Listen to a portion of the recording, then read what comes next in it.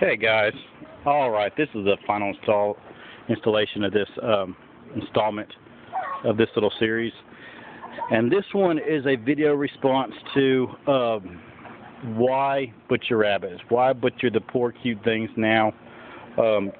You can go to a grocery store or a restaurant to eat, you're not starving, why? Alright, this is going out to that. For my little things, I have some chicken nuggets that you can hear my son in the background going me because he loves them, as does his dad. And yes, those out there that say, do you know what's in those things? I don't want to know. It's kind of like Chinese food, just better than, I'm just going to lean with ignorance right now.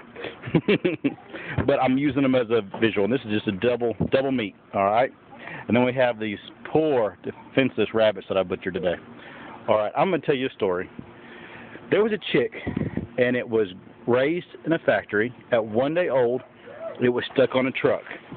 Okay, from this truck, it traveled up to 100 miles and was put in a chicken house. They are buildings about 40 foot by 100 foot. Okay, 5,000 per house. Don't remember exactly the numbers, but I think it's 5,000 per house. And this is where these chickens will grow for 7 weeks till they're butchered. Okay. Every couple days at this chicken house, the waters and feeders are raised. And that purpose is all the weak chicks will starve to death.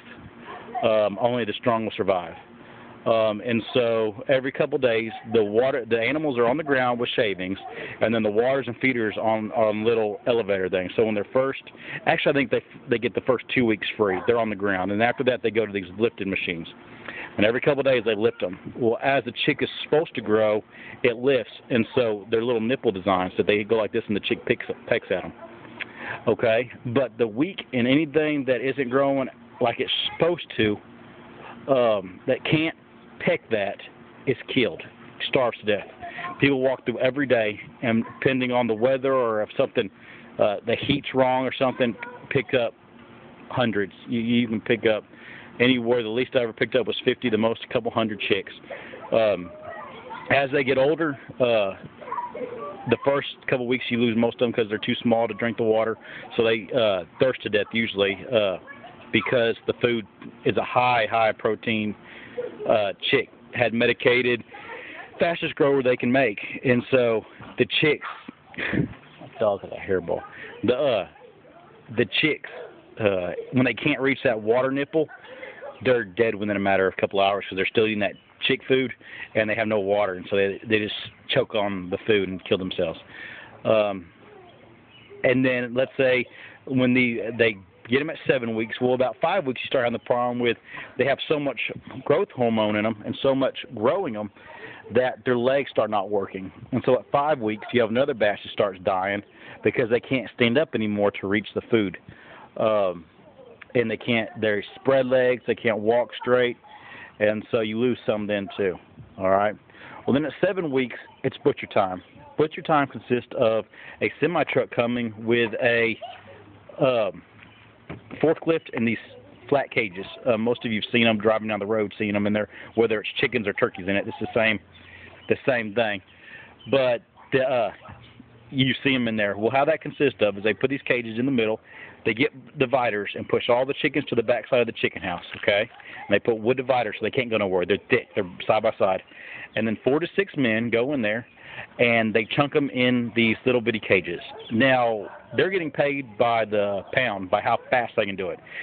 They don't pick them up by two-handed. No, they grab them by a wing or by a leg.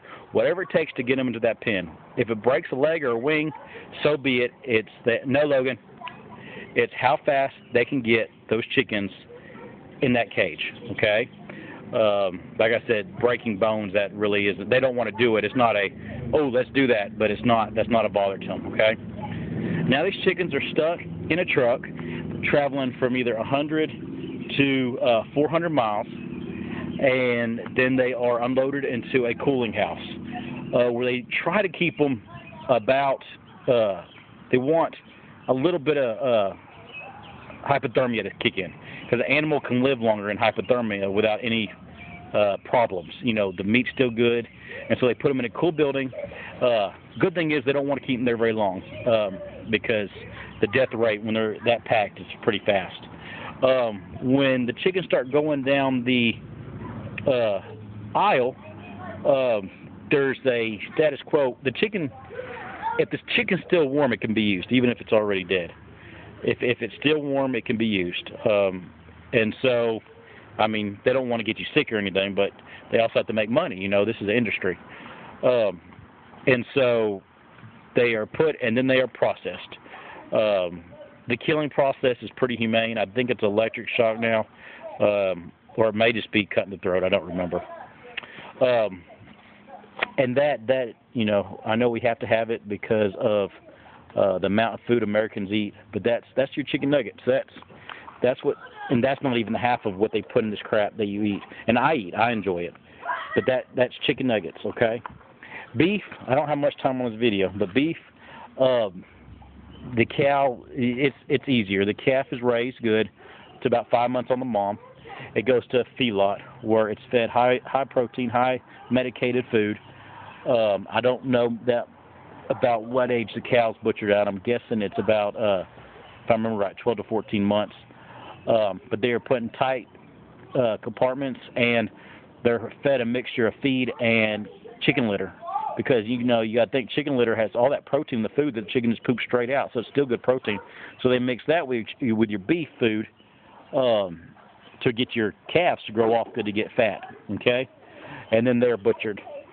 All right, so if you could pick between 3 and then the rabbit, you got a rabbit that's raised in a box with its mama, that's loved and cared for, I mean, just like it's part of the family, until it's 10 weeks old or 12 weeks old, and then it's, without it ever even knowing when it happens, it's dead. Its life's over. It has no regrets, no wants, and it is consumed and appreciated. Which one, even in today, would you think was treated the best? If I can raise enough rabbits to butcher to keep 7 chickens from going through that process that I just talked to about, wouldn't it be worth it, even from an animals lover's point of view? Just to keep that many chicks from going hungry to death, starving to death, or being broken wings and broken legs as they travel to the butcher. You know what? I want your comments on this, especially the ones that, you know, they say just get it from a grocery store. You know what, is that so much better? Is a grocery store so much better? Now that you know the process that it takes to get that chicken to the place where they start making stuff out of it? Do these rabbits have such a bad life? But that's the 3rd video. Thank y'all for watching these. I'm sorry the butcher video was poor quality, but there's other good ones, like I said, out there that you don't have to worry about mine. I just wanted to put it out there so y'all could see that I do butcher them and how I butcher them. My 7-year-old son was videotaping, so he did good for doing what he's doing. But thank y'all so much for everything, for watching, and for your comments, for subscribing, and I hope you enjoy these videos. Hope they're helpful. Talk to y'all later.